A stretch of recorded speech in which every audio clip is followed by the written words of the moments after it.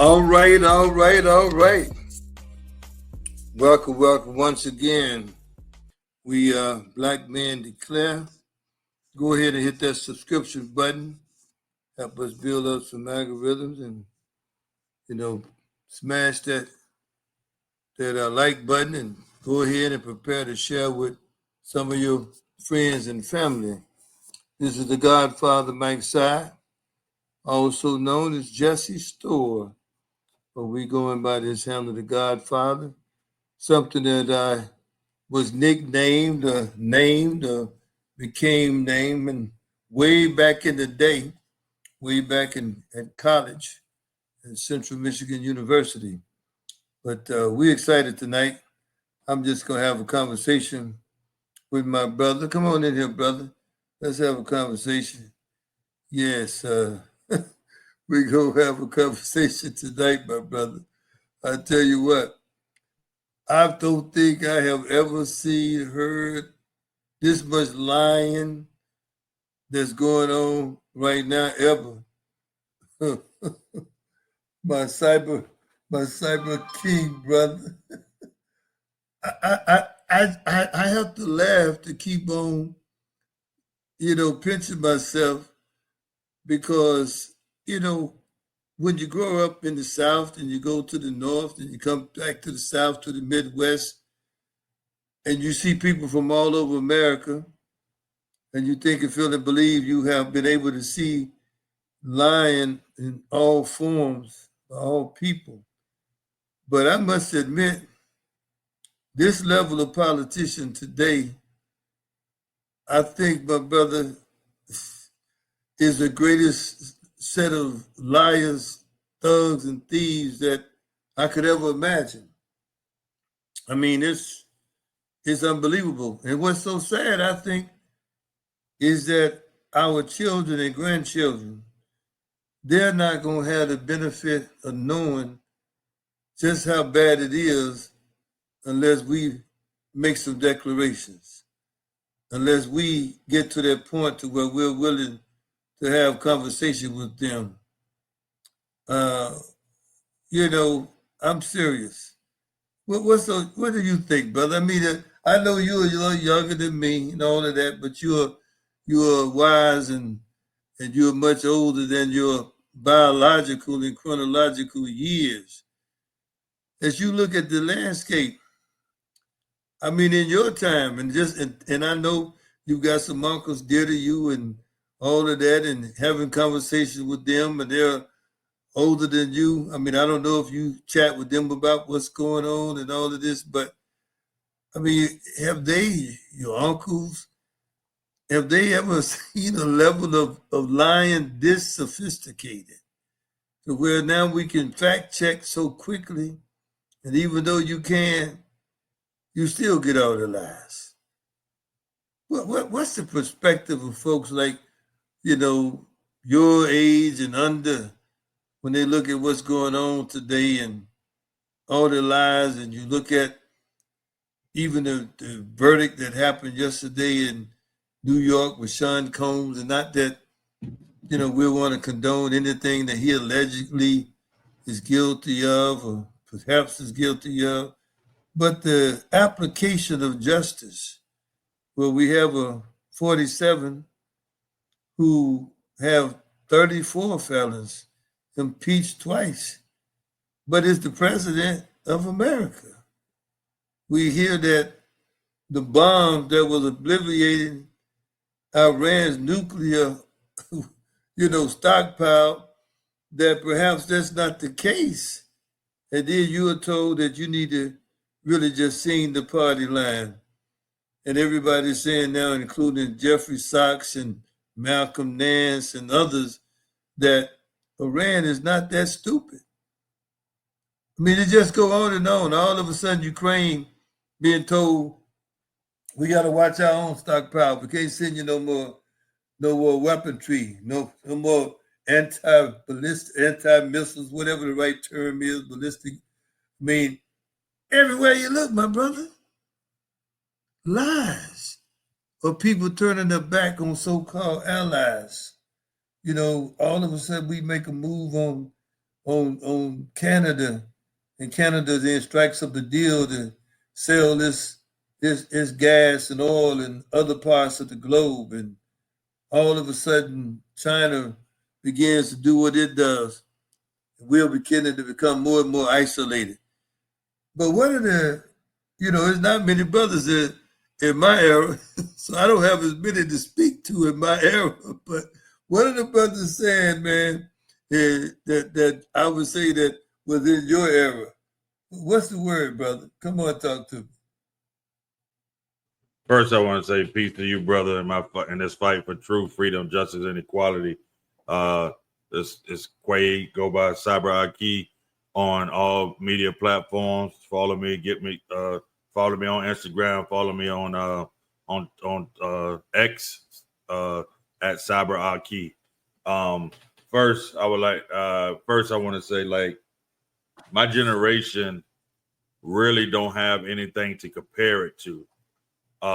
It seems like this is what it is now, self-promotion, so this is a self-promotion generation because you got the platforms, with the like button, with the subscribe button, with the follow button. It's all about self-promotion. And so actually the way that Donald 47 is operating, he's really operating in a social media mode.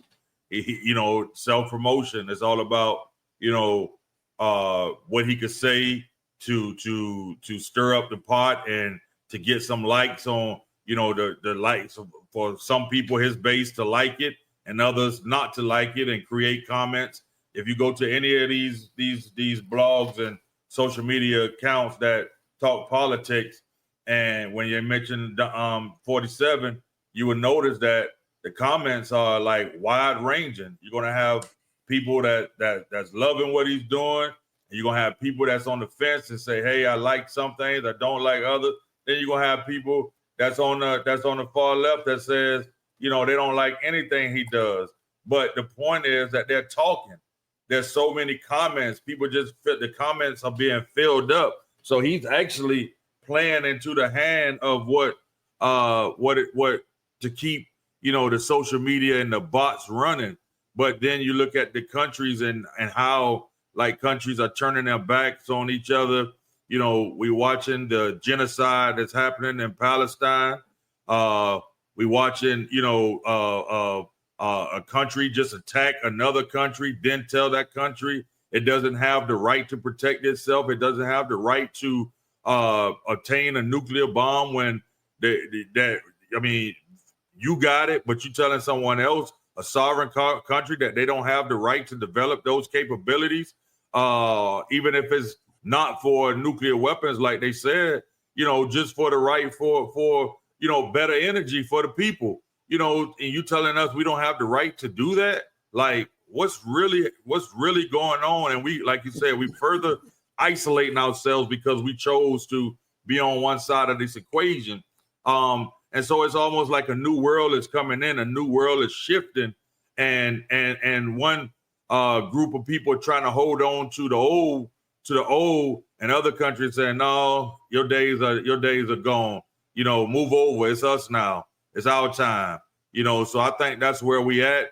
And like I said, people of my generation, I'm happy that they're talking about it, but we don't have anything to really compare it to say, we never seen times crazy like this, man. We never seen it quite so like this. I mean, you had the Ronald Reagan era with the crack epidemic and AIDS epidemic, but that was a different fight. That was a different fight. So I don't think everybody has a full grasp of what's going on.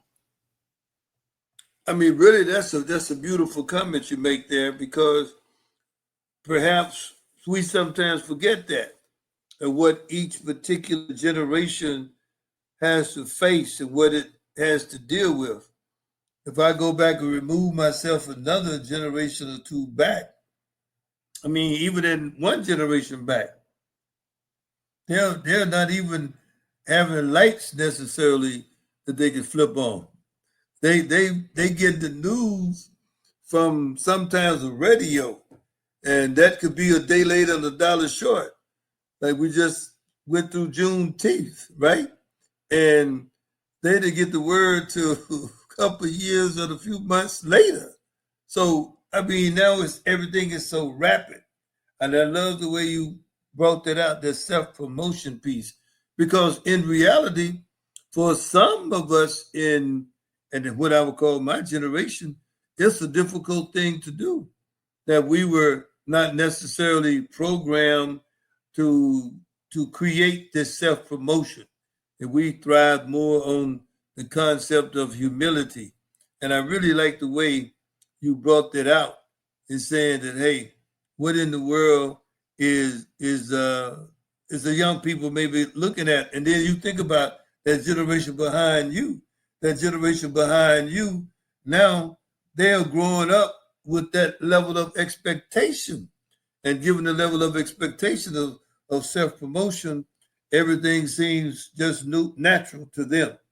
But I tell you, you're so true. When now you can look at the president of the United States literally running his marketing campaign using social media, and by virtue of using social media and the concept of predictive programming, there are a number of people that would become simply gullible to what they're being told.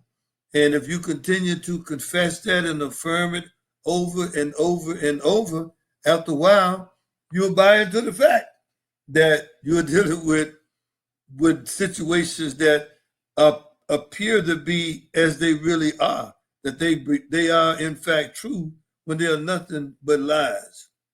And so when we think about where we are today, brother, we always got to think in terms then of, okay, when it comes to us, I was hearing some brothers chat again, Malcolm Nance being one of him, and he's of course is someone that I've learned to listen to and admire his commentary on most of the things. And again, it's not important that we all agree 100% on anything, but at the end of the day, when he begins to share a level of confidence about what it means to make a commitment to the Constitution of the United States of America, and then begin to see those sell out as though they have been promised something, and because of that promise, they're willing to compromise that commitment to the Constitution.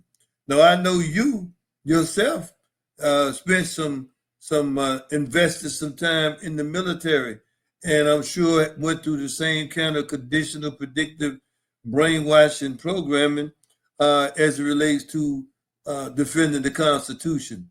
But over time, you began to develop a more sophisticated perspective on that. And so maybe share a little bit on that piece as well. What happened as you began to grow, mature, and develop that perhaps gave you a different twist on that whole thing about being committed to, the Constitution, because all the time we know the Constitution was not necessarily committed to us. Oh, that's so powerful and that's so heavy. Um, Shoot, sometimes I wish that we had a moment to pause or to think about these questions, because that is so powerful. And I can remember as a 19, 20-year-old entering into the military, I went in because circumstances dictated that I needed to do something with my life, or I was going to be heading in the wrong direction, or I was already heading in the wrong direction. And the military kind of was like a last ditch effort to try to, turn my life into something different. And when I went in, you're 100% right. You get that training, and you become, very, what they call in the military, gun ho. You become gun ho. You become very, almost like somebody's putting a battery in your back, and it's saying, if you don't stand for the red, white, and blue, and the 50 stars, then you're not hitting on nothing. And you begin to take that attitude. but then thank God that I drew back on my childhood, and as I won't go into detail here, but I found a record when I was a young boy, maybe about 11, 12, that pricked my spirit when I was in the military. It came back to me, and then I had a sergeant who introduced me to some teachings, and I began to do some studying, and I began to see that, like you said, the stuff wasn't directly for us, but we were willing to die for something that didn't fight for us or didn't love us, didn't love us quite the way that we loved it. Talking about both America and the founding principles, that they had to rewrite articles to actually squeeze us in, to make it see us. And it still, at some points, it still didn't see us all the way. And, so I began to change my tune, and I'm very thankful. Don't get it wrong. Very thankful for the time that I served, because it allowed me to see the world through a different lens. And so I'll always be thankful for that opportunity. But I quickly realized that I was fighting for something that didn't love me quite like it wanted me to love it. And I was always trained, you never love anything that doesn't love you back. And so I quickly began to adjust. And the teachings that I picked up, it always said, respect the flag, respect the red, white, and blue, the 50 stars, respect the Constitution, respect the office of the White House, respect the president, because they are a sovereign nation, something that we should be fighting for ourselves. So I would never disrespect it. But I prefer to spend my time figuring out how can a black man and woman in America find something, that like our brothers from another mother have found something that they can love and something that was written for them. How can black men in America, black women in America, have that same joy, have that same, fight, resolve, and everything for it? And unfortunately, most of us never will find that. I mean, it's so powerful because, see, our brothers from other mothers, sometimes they can't understand that. When we explain to them our level of respect and honor for the Constitution, the flag, the Declaration, and all of that, because this is our home. This is where we were born. This is where God had us enter into this world. So, but at the same time, when we can see, we can read, we can research and understand that these things were not necessarily for us in the beginning, and we had to fight to even achieve any level of justice. And so now, as we look at where we are today, and we look at those things that are taking place today, we find ourselves in a situation where, unless we are able to quickly come together as people in support of each other, life is going to become even more difficult for Black folks here in America. Let's think about it for a moment, my brother. Look at the urban areas around these United States of America.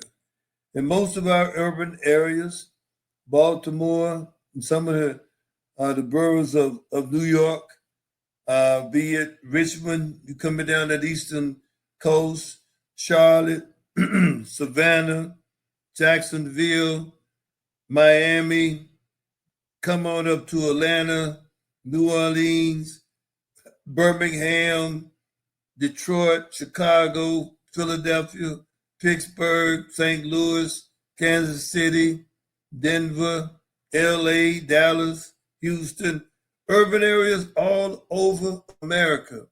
We see a Black man that's oftentimes living a defeated life. I'm not talking about those of us who right, wrong, or indifferent for whatever reason, we were able to navigate and we were able to get into position to leverage and take advantage of that which America does offer.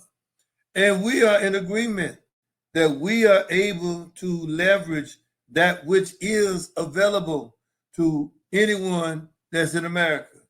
Yet we also know and understand there is a system that's in place, that's been put in place, that will not allow us to fully optimize on a macro basis as a people that which we are capable of achieving. I can tell you, my brother, I came out of a situation where born in the South, moving to Detroit, Michigan, being part of desegregation across the United States after the riots that were in Detroit and across America in 1967, in an effort to theoretically bring some things together. And then a few years later, even in 1972, when Richard Nixon said we need to give the Negroes a piece of the economic pie. And at the end of the day, that is the real deal. And even then, I can remember as we were going to these white institutions and competing, it was never from a standpoint that because we could not compete, be it academically or athletically or emotionally or spiritually, none of that. We were always able at a very high level to compete in all of those areas. And as a matter of fact, it always was amazing to me at our level of diversity to compete. We could compete like we can compete today.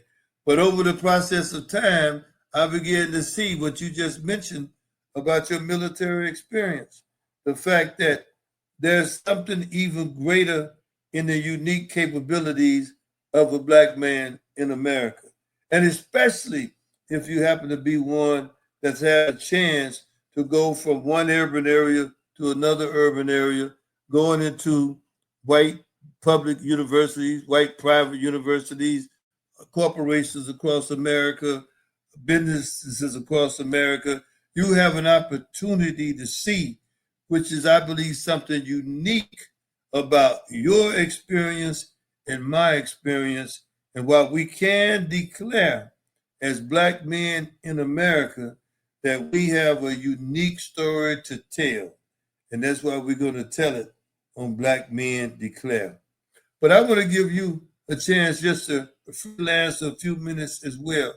What's on your heart that you also would like to just share? I just gave a kind of broad, quick swipe. And we're going to come back in programs in the future, and I want you to be able to, in reality, share your story, and I'll share my story, so our listening audience that we will build will come to understand that we bring a level of legitimacy to our conversation that is unique, that we don't bring just one tunnel perspective.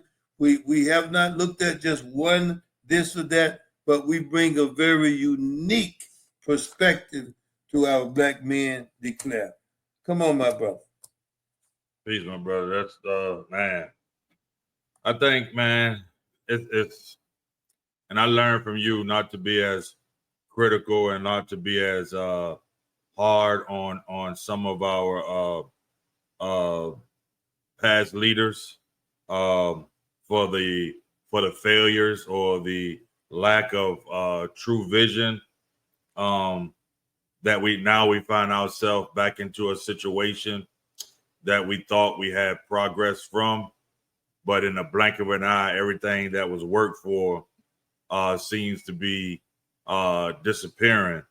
And as a 49-year-old man that studies history, especially Black history, quite a bit, it gets frustrating. And I was talking to some other colleagues not too long ago, and I made the point. I was like,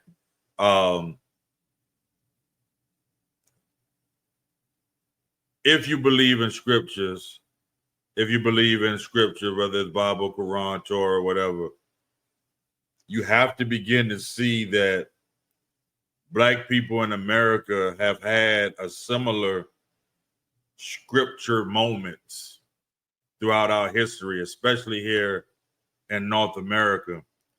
And as I look at the great prophets of old, I put up some of our ancestors that we don't perhaps call prophets because we get stuck in, what God did for other people and never quite look at ourselves and our history. And when I scroll down the list of elders that have come through these doors, we've had the same warners, messengers, whatever you want to call them. We've had the same story as the people as old, the people in 2,000 years ago, 1,600 years ago, 1,400 years ago. We've had similar stories, and we too have fell victim to not listening to our warners and our quote unquote prophets or messengers, whatever term you feel comfortable with. They have told us, be careful of integrating into a burning house. They have told us, be careful of A, B, C, D. But here we are in 2025, and we found ourselves back at this moment in time of getting every civil rights bill or every civil rights act, torn apart in less than 2 months to let you know that, that was just a piece of paper.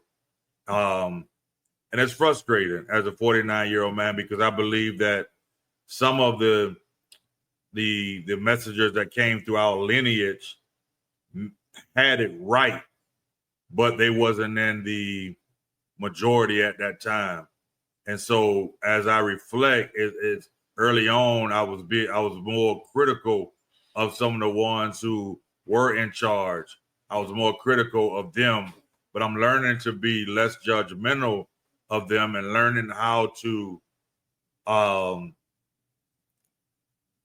ensure that our children and grandchildren and great-grandchildren don't have to do the things that we have messed up on, the things that we didn't listen to. And I'm hopeful, but I believe it's going to get rougher before it gets better. But we have to make sure that we learn. We talk about, I think one of the areas, we have to talk about this in our home. We can't go 20, 30 years without talking about true history and true failures of ours, that we have to talk about it in order for our children and great-grandchildren to have a better life and to have that fight in them. I think we lost some of that fight because we were told to go to school, get an education, and everything will be all right. And so while we was doing that, we fell asleep to planners and plotters of history and planners and plotters of government. We fell asleep to the work that they actually was preparing for us. So I think that's a major mistake on our part. We fell asleep, so we getting woke now, and people have misused that so much, that word woke. We want to be awake. I mean, it's like the Teddy Pendergrass, "Wake Up Everybody." That's a powerful song. If you just go listen to the lyrics of that song, brothers and sisters, and it's powerful. That wake up piece, and it's still pertinent today. And you said something there, Brother Quaid, that's very powerful. Well, you said many things that were powerful, but one of the things you said in terms of the criticism of former leaders, and also the fact that we must share it in our homes. I mean, so often we sometimes, I think, overlook that reality, or we overlook the power of that reality. I learned many times we may not say something or discuss something with our children, but they get it. It seems like by osmosis. But then there are other things that we have to precisely and redundantly, over and over and over, share with them certain things in order for them to grasp it and for it to become planted deep in their soul and in their heart. And so, like we have a day coming up tomorrow. We have a day coming up to the 4th of July.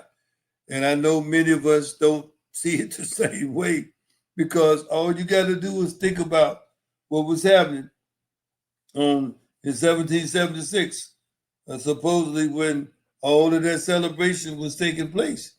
We were not part of that celebration. We may have been part of the celebration in terms of executing those things that was going to bring a level of satisfaction to other people. But we were not celebrating our freedom. We were not doing that.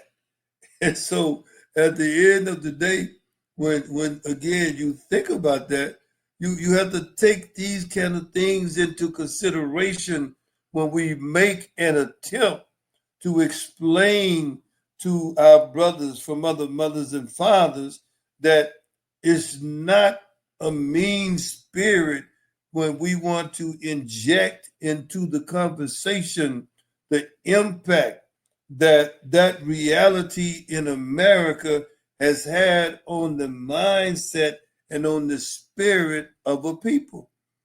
We must understand that. And so in our homes, it's not like we are trying to promote or ingest or have our children digest something that's evil, mean, or wicked. No. Each one of us, I truly believe this, we have a responsibility out into the first, second, and third generation from us as we look back 3 generations. That's 7 generations. So you think in terms, you know your mother and father. Do you know your grandmother and grandfather? Do you know your great grandmother and grandfather? Okay.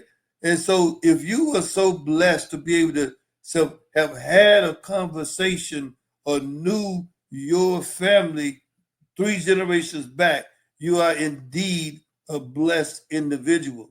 If you had the ability to look 3 generations forward, your children, then your grandfather, then your great grandfather. I mean, to achieve that is a wonderful thing, and not many of us achieve it.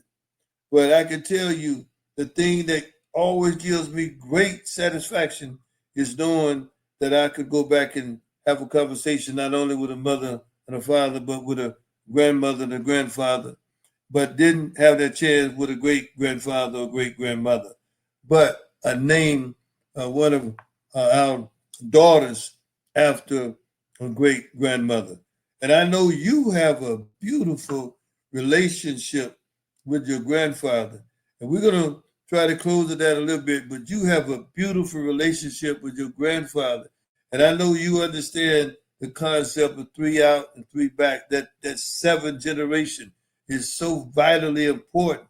And we've got to come to understand we must, so beautiful. Tomorrow, you all must have a conversation. Now you may not, even if you hear this program after whatever you hear, we're speaking this July 3rd, but you must have conversation with your families.